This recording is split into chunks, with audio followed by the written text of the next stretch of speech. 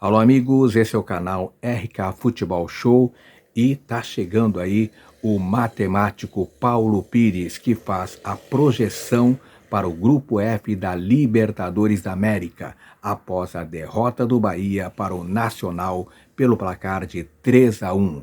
Vamos ver o que diz o matemático Paulo Pires, o plantão dos gaúchos.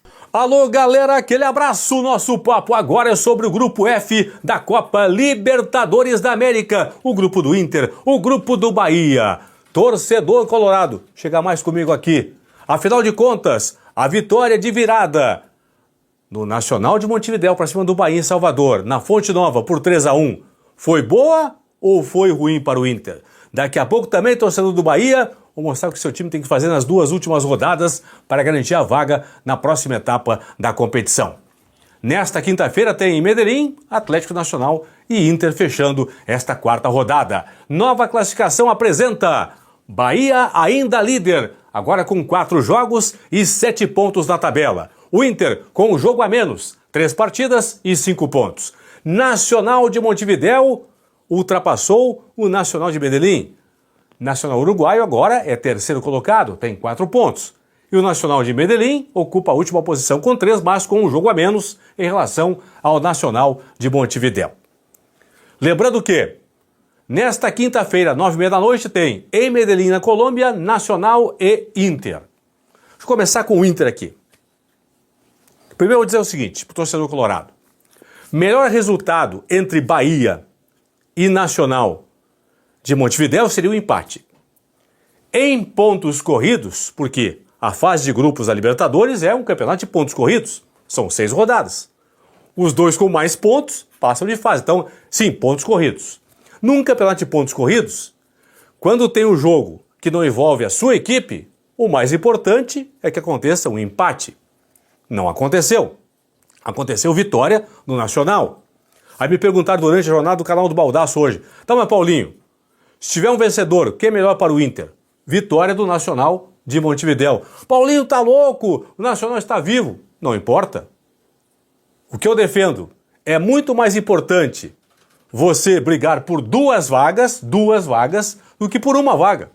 Se o Bahia ganhasse do Nacional de Montevidéu nesta quarta-feira, iria para 10 pontos, praticamente classificado. Sobraria 1 vaga para o Inter.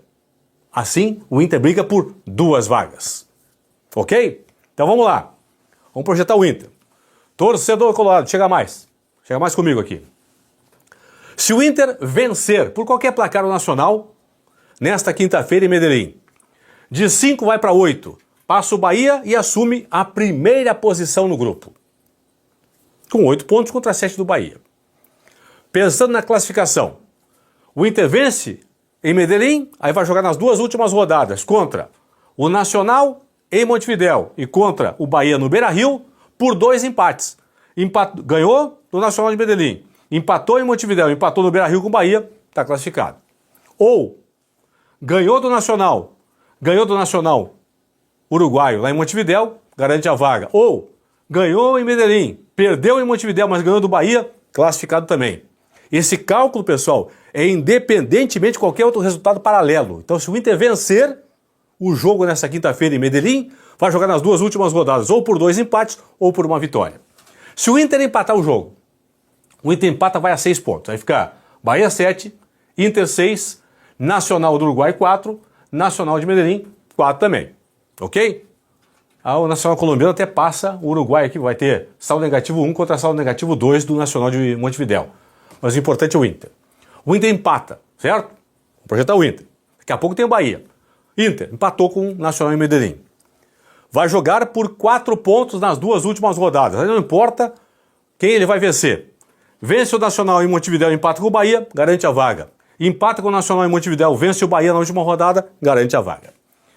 Pior cenário, o Inter perde para o Nacional lá em Medellín. Aí fica Bahia 7 pontos, Nacional de Medellín 6 pontos o segundo, Inter em terceiro com 5, Nacional de Montevidéu em último lugar com 4.